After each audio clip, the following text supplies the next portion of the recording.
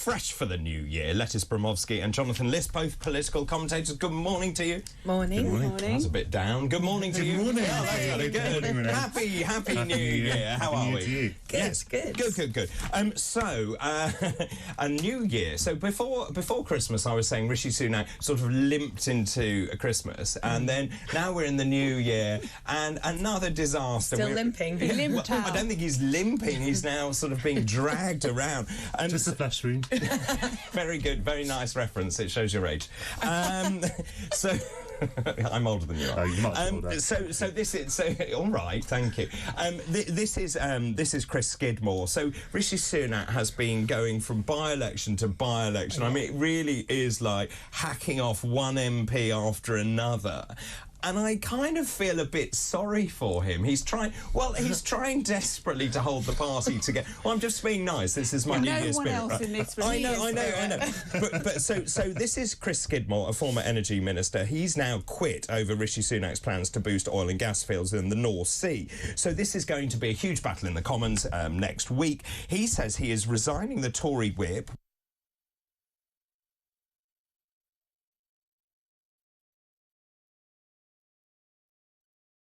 Out new oil and gas licences. Now, this means he's got another by-election. This is a majority of 11,220. To say it looks vulnerable is an understatement. Yeah, absolutely. Like you say, this is so painful to watch at this point. He had 5 by-elections last year. He lost 4 of them dramatically, complete landslides, so embarrassing. 1-1 on a sort of technicality because of the ULEZ. That's right, Uxbridge. What we're seeing now is just awful to witness, and I think in many ways it could almost push for a sooner election, no matter what he said last week about it being later in the year.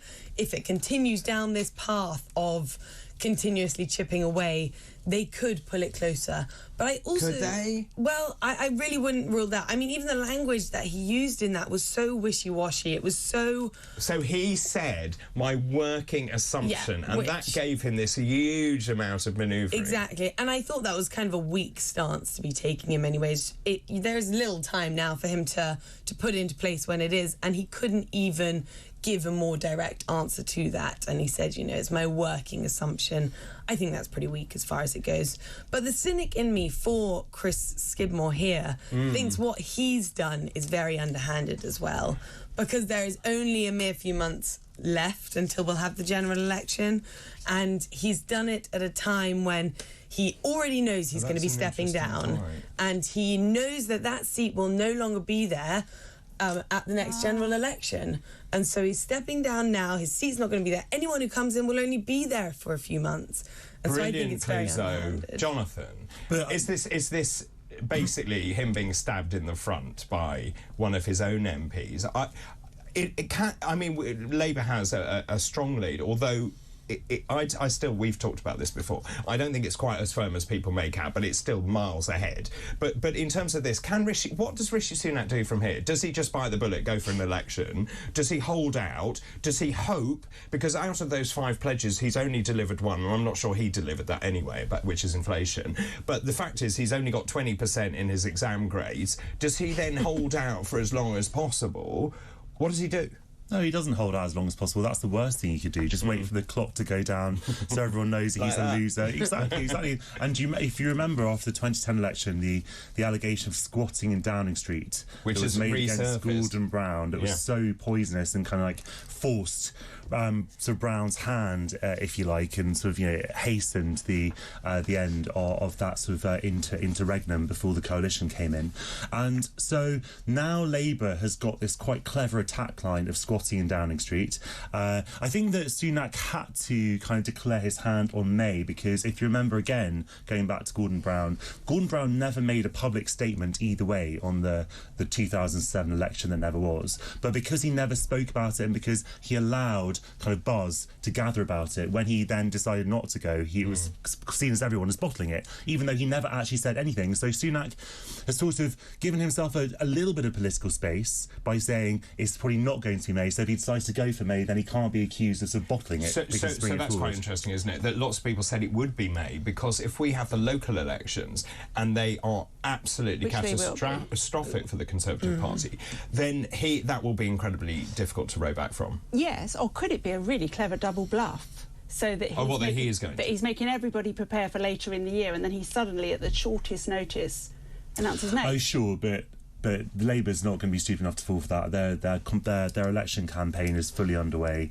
I think it's just everyone's planning for an election that could be called at any moment. So I mean, he might look. The bottom line is, in a way, us having this conversation is quite helpful for Sunak, because we're talking about process rather than substance. We're talking about how we're sort of, we're giving him the power, because he obviously has that power of, when will the king decide to do this? When's our great leader going to exercise this power that he has? My working assumption is such a weird thing to say, when it's completely in your control. You can do it at any moment. He's just called in to say he's grateful we're talking about it. Yeah, exactly. So the bottom line is, he is completely screwed whatever happens. Okay, there is no way he comes back from this. We're talking about whether it's sort of going to be in 1990, is it going to be 1997, or is it going to be Canada 1993? I suspect not. So I don't think it's going to be a complete wipeout. So it's not going to be. Can I just say on this though, on this whole, there's going to be a complete wipeout. I think one of the reasons that he's holding out till autumn is that something might happen. If we look at the 2017 election with Theresa May and Jeremy Corbyn, Theresa May was also 20 points ahead just before that election, and then she bottled it, and it got much closer. She didn't lose, but it's about getting closer. It's about it not being a landslide. And I'm not saying that I necessarily think that's going to happen here. I do expect there to be a Labour victory, but it's about shortening. Do you think that is a firm lead? Because I just looked at the latest poll. This is electoral calculus. So Labour has dropped a bit, but still at 42%. Tory 25%. Reform UK at this one is 9%. Lib Dems 11%. Green 6%. Now, also, just in terms of Starmer, I said this morning, he's so dull. I want someone, I think Sunak's dull as well. Exactly, he's like King Charisma. No, I agree. But, I mean, does the public, does the electorate want someone quite boring? Because Boris Johnson was not boring, but look what we ended up with, and here we are. So Liz Truss said he wasn't boring either, and look what happened with her. Well, you could argue that, but when we look at Starmer's speech, he set out Project Hope. He called for a decade of national renewal. He talked about the downtrodden UK. He talked about holding on to the flickering hope that things can only get better, which I thought was quite clever, actually, because obviously that then relates back to Tony Blair. Does that inspire you? He hasn't got any money. Well, he hasn't got any money, but has he got charisma? Has he got what it takes to be Prime Minister? I think he is a very clever man. I think he will be Prime Minister, so he's going to have to now, in these next few months, show that he can be. Come forward with policies, stand by what he says, and take that forward. You're right, up to this point, we haven't seen that much from him, and I'm really hoping that he does sort of come out of his shell in this real run-up to the general election. What's going to happen in Wellingborough? Because I think this is another interesting one. Peter Bone obviously has... there was a recall petition. We've now got, something like 20,000 majority. That's obviously going to be the next by-election. We don't know when. There's also, and I will say this, and there is a caveat on that, we're seeing an increase for Reform UK. Ben Habib is standing there. It's just quite interesting. I think a lot of people are sitting back and thinking, I just don't quite know where to vote or who to put my cross next to. Look, I think that what I would say is that we're not seeing a massive number of direct switches from the Tories to Labour. What we are seeing is Conservative voters staying at home or maybe going to Reform. That might be a bigger threat. And, as you all know perfectly well, now Reform is definitely going to stand against all Conservatives. That is going to be very, very helpful for Labour. Also, I throw back at you, the Red Wall, remember, is the heartland for Reform UK, because these are true Brexit voters who believe they've been failed in that. So, in fact, Richard Tice has made it very clear that that Reform will stand against every Labour MP as well. Yes, but that's not going to be as important, because what you'll have, we know this, like in Hartlepool, for example, 2019, Labour clung on, and the great untold story of the 2019 election is that Labour actually did a lot better than it would have done thanks to Reform, because Brexit Party candidates soaked up a lot of Conservative votes that Labour was able to sneak through the middle. And so, Hartlepool 2019, then you had the by-election after the election when Reform wasn't anywhere, and then obviously Labour lost that seat. So I think it'll be a very, very strong showing additionally, thanks to reform, and reform could deliver Labour another, sort of 2 dozen seats. So, and that's one of the things, Doctor, that has come back saying, well, Reform UK is going to split the Conservative vote and allow Labour in. But perhaps the Tories should stand aside for reform. Perhaps that's what should happen. Perhaps you're right. Or perhaps the Conservative Party should remember what it is to be conservative. That might be a good idea. And Rishi Sunak also, you know, I said he was dull, but I did think at least he had process and due process. There's another story this morning, which is that Rishi Sunak, when he was Chancellor, had significant doubts about sending migrants to Rwanda. He said he was very unclear about that, the cost-benefit. He actually said he didn't want to take migrants out of hotels because it was much cheaper to be in hotels. And now, of course, he's pinning everything on Rwanda. As we know, we've had the second reading in the House of Commons. It will come back... when do they come back? They come back on Monday, after their lovely holiday. Is Rishi Sunak a man of principle? On this particular issue, I couldn't tell you why he stuck all his guns on going to Rwanda. I think it was a terrible decision. I don't support the Rwanda bill at all. I don't think it's ever really going to get through. So I don't get why he's chosen this as his hill to die on. Is it not just, again, self-preservation? He actually saw that on the grassroots side of things, the membership Suella was massively popular. Therefore, I need to cling on to some of those policies in order to get some of her popularity. And interestingly, number 10 told Sunak to consider the popularity of that policy with the base. But wasn't Suella Braverman, before she got kicked out, wasn't she actually in the Conservative home poll the least popular cabinet minister, or one of the very least popular cabinet ministers?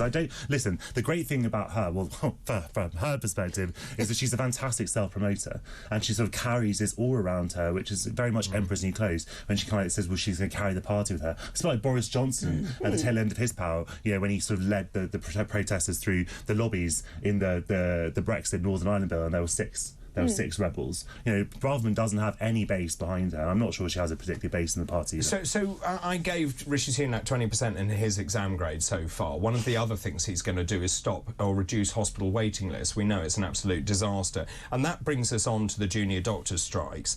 This is the lead in the Times this morning. Public support for junior doctor strikes is waning, with less than half of the public in favour of the latest walkouts. This is polling by YouGov, shared with the Times.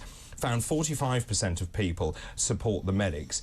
So this is the first time that we've seen that. And I just wonder what... well, I know what you're going to say, but... I know what you are.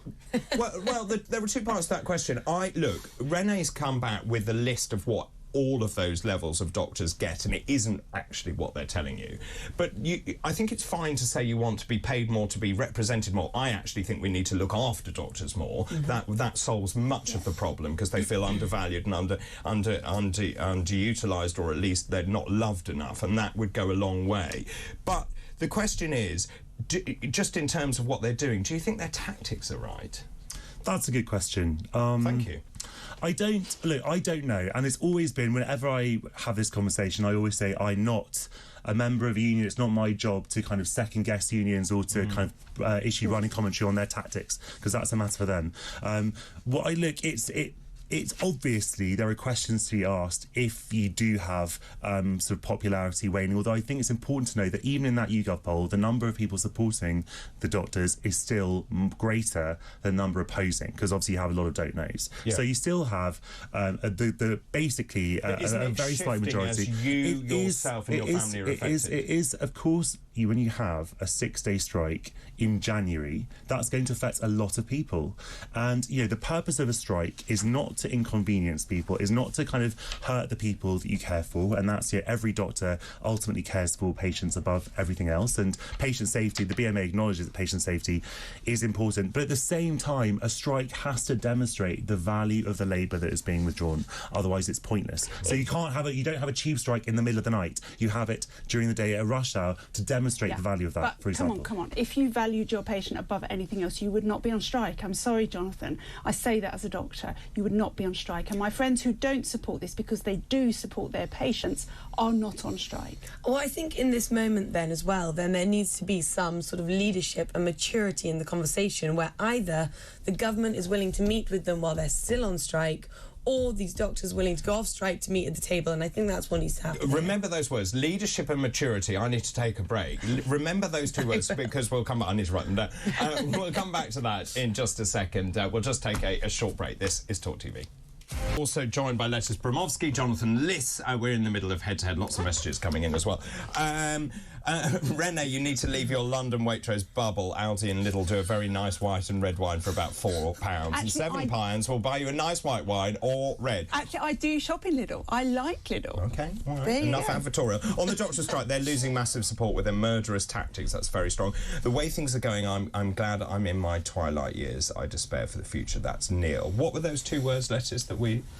Leadership and maturity. Very good. Leadership and maturity. Rob Lawrenson, is this maturity where he says the NHS hates doctors? No, I don't think that is. I think that's quite petty, actually, to come out and say that, because it's obvious. Well, I don't believe the NHS does hate doctors. Well, They are really. the whole part of the NHS, exactly. Oh, right. The NHS hates No, doctors? no. Sorry, no. Don't you want letters to carry Yeah, on I her do. point? But you were grumbling. My point just before the break was that there needs to be leadership and maturity in this conversation. We can't just have a 6-day strike going on, the longest in history, in the busiest time ever, when the NHS has already been very, high-strung and very much under pressure over the Christmas period, and they're not going to the table and having conversation about it yet. Either the government has to give in and go and have a pragmatic conversation on this and reach a deal so the strike can end early, or the strike needs to end and they need to come to the table. So that's what they're saying, isn't it? They're saying that the minute the strike ends, she says they'll go that there. within But 20 that's minutes... too late. Damage is done. But I mean, let's go back to the derogation thing, which is the derogation is when the care is now at such a state. So when you've declared a critical incident and then you've asked the doctors to break the picket line to come back in, and the BMA has refused.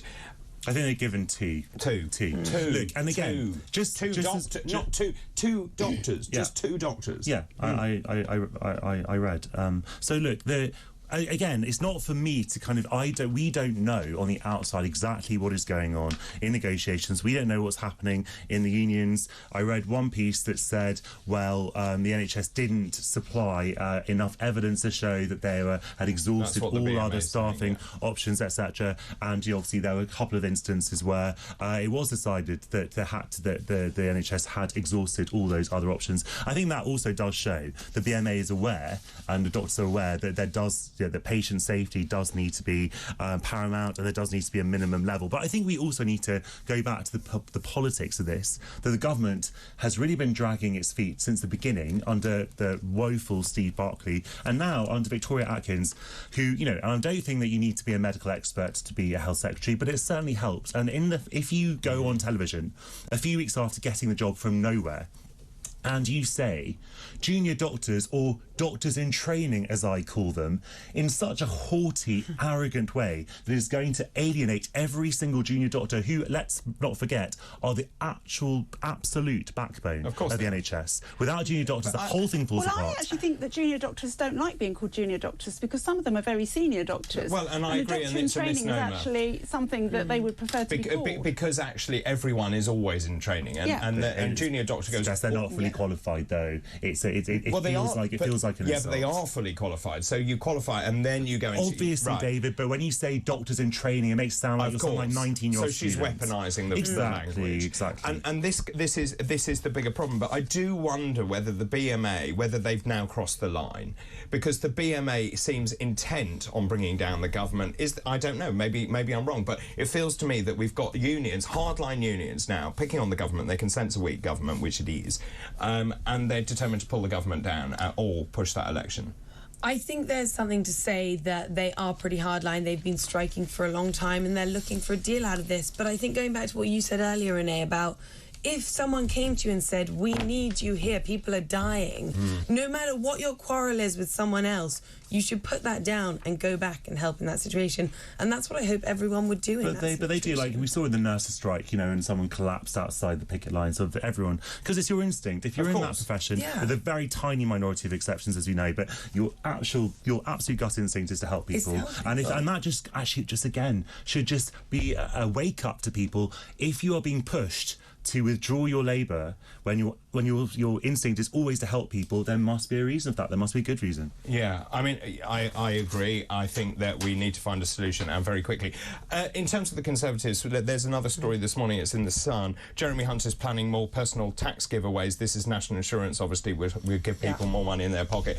I mean, the Conservatives really should be a party of low tax, and maybe they've just woken up to realise that if they start cutting tax, let's go back to this election. So the election, they could call it in May. I don't think people are going to feel wealthy enough. If they start bribing people with tax cuts, which is what they're doing, will that work?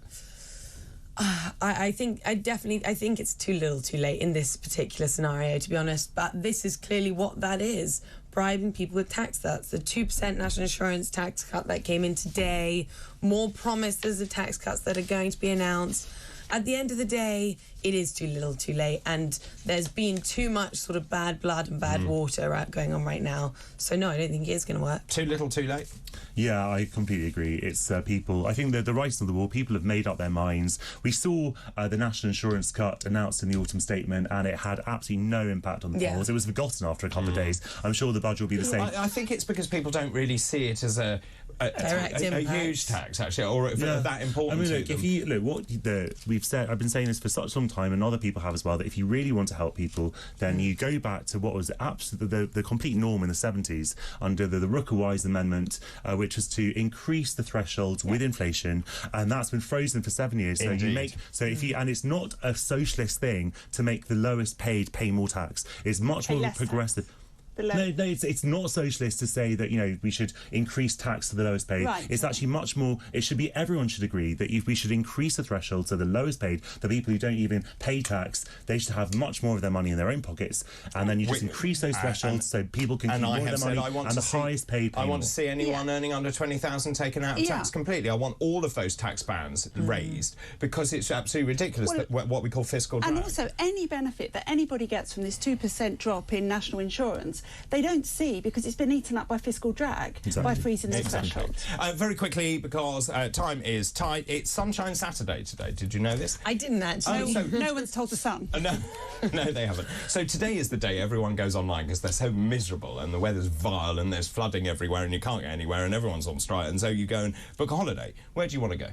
Oh, where would I go? Not that I'm paying, but...